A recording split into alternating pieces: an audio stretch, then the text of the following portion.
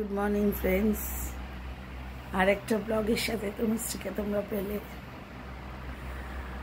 এখন বাজে সকাল 8:30। এই থেকে শুরু হলো আমার আরেকটা দিন। মেয়ের পরীক্ষা, এক্ষুনি রান্নাঘরে ঢুকে তাড়াহুড়ো লেগে যাবে কাজ শুরু করতে করতে। সকালবেলা সত্যি উঠতে ইচ্ছে করে না, কী করবো, উঠতে তো হবেই। আমার সবচেয়ে বড় কথা হলো মেয়ের স্কুল আছে। মেয়ের শুধু স্কুল না, মেয়ের পরীক্ষা আছে।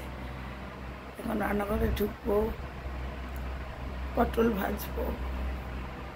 মাকে বললাম ফ্রিজ থেকে পটল কেটে রাখা ছিল ফ্রিজ থেকে বের করে নুন মিষ্টি মাখিয়ে রাখলো।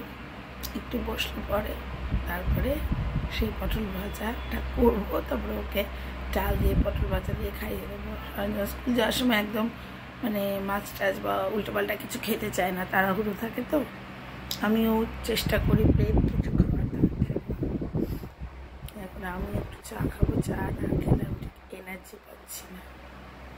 তারপর ওর টিফিন বানাবো, সঙ্গে থাকবো, দেখাবো কি করছি। বন্ধুরা, এবার চা নিয়ে বসলাম, এবার একটু চা খাই। মা মায়ের চা খেয়ে নিয়েছে, এবার আমি আমার চাটা খাবো। আমার চা না খেলে না সকালবেলা ঠিক এনার্জি পাই না।